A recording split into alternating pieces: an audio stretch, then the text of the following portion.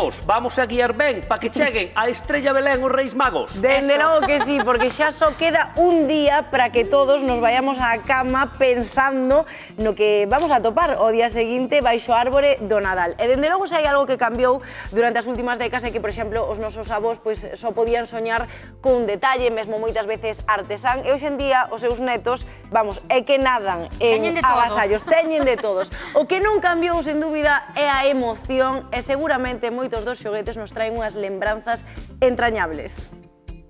Las muñecas de famosas se dirigen al portal para hacer llegar al niño su cariño y su amistad. A noticia de que esta marca de bonecas iniciara un preconcurso de acreedores 2 meses antes de Nadal foi unha lavazada nos nosos recordos de infancia. Esa sintonía con aires de Panxoliña iniciaba as festas dende os anos 60. Es el mensaje feliz de las muñecas famosas. Houve unha época na que non había canles de televisión adicados a nenos e os anuncios de xoguetes só se emitían nestas datas.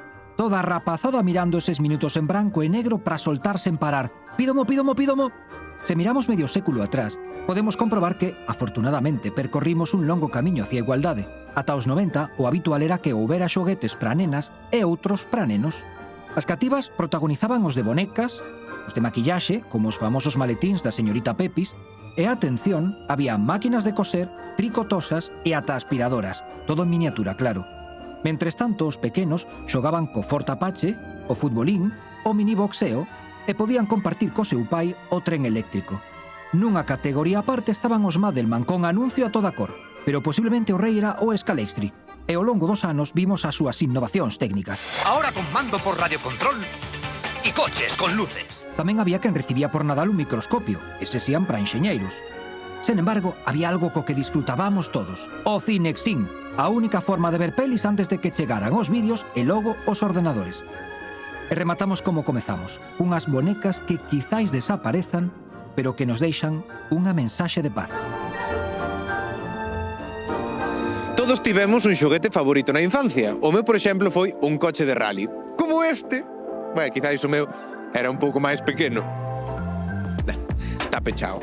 A ver que nos di a xente, de cal foi o seu xoguete favorito? O teu, por exemplo? O Diabolo xugando de pequeniña. Era a reina do barrio de Monforte xugando o Diabolo. Pues las muñecas. Lo mío siempre fueron las muñecas porque yo soy muy niñera. Las cajitas que traían las tacitas, los platitos, la cafetera, todo eso de lata. Era un bebé que era de un plástico duro y tenía la boca abierta y tenía dientes. Y cerraba y abría los ojitos. Un tren, porque gustaban os tres. Yo cada vez que iba a estación casi me emocionaba. Miña nai era modista, entonces cos trapos que quedaban, pues facíamos unhas muñecas moi bonitas, con cabeciña, con todo. E quen che fixo ese regalo? Mi mamá. Os meus pais. Miña madriña, que era miña irmá. Polo teu cumple ou porque... Por reis. A veces no cumple, non se facían esas cousas. Antes solo teníamos regalos en Reyes, que cumpleaños. Como foi ese momento de abrir o regalo e ver que era ese tren? Unha emoción moi grande, desde logo. Increíble. A ver, cando estás e ves un xoguete enorme, era unha caixa grandísima. Por que era o seu xoguete favorito? Gustábame, eso é as muñecas. E outras boas cousas, pero o Diabolo encantábame. Era o meu xoguete favorito porque o facíamos nós e eran os xoguetes prácticamente que tiñamos cando éramos moi pequenas. Porque le daba de comer. Hacía unas papas con harina y agua y le metía una cuchara. Gardas aínda algunha desas muñecas que facía? Non, xa non. No, xa non. Xa non regaleino, Ojalá lo tuviera, que sería unha reliquia. Hai pouco ainda me guardou miña filla e deu unha sorpresa o Diabolo na finca de meu fillo. La sillita ya no existe, no sé dónde quedaría, pero la muñeca la tengo. Sí, se llama María del Mar. Se lo enseñaría a mis nietos con mucho cariño y decirles, mirar el juguete de vuestra abuelita cuando tenía 8 años. Por que lle trae tan bons recordos? Pues porque me acuerdo de cuando era pequeña y aquello era una ilusión muy grande, los Reyes Magos. Pois traeme recordos porque trae recordos da miña nai, do que fixo toda a vida e do cariño co que nos axudaba ela a facelas. A infancia é o que che trae os recordos. Os mellores recordos son os da infancia.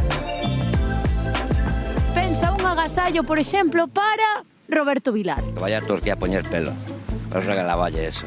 Eu a Galloso pedille que levara unhas longas vacacións. A Bertín Osborne, que lle pedirías? Un preservativo. Por qué, muller? Porque ya ha cumplido el cupo. A Jesulín de Ubrique? Isto promete. Isto promete vaya, moito. Vaya pelazos se gasta Roberto Roberto. Vilar. Teño moitísimas ganas de ver Necesitamos ver ese a champú. reportaxe completa. Por certo, iba che preguntar. O champú tamén. Sabes cal era o meu xoguete favorito de nena? A ver, cal? O escalestri do meu primo Manuel. Pois, O teu? a ver, o escalestri de meu irmán Alex, cuidado, porque claro, como isto de ser familia numerosa, pois os nenos repartíamos. O escalestri, pero tamén o futbolín que lle regalaron un ano, eu todas as bonecas que tiña, que xuntaba cos Action Man, pois xa sabes, Fátima. Que bons recordos. Que bons recordos. Sabes o que me dá moi bons recordos tamén? Os cantos de reis, esa tradición que durante uns anos estivo aí a piques de perderse, pero que pouco a pouco fomos recuperando en lugares como en Noia, ali 5 cantareiras que hai pouco máis dun ano se xuntaron e formaron o grupo Évora. E por ali anda a nosa querida Alejandra, que non sei se xa quen sería a voz, e igual se anima a cantar, Alejandra. Igual te animas ti tamén. Igual tamén. Ai, pois igual canto. Non sei se lle gustaría moito a Antón, o noso director, que cantase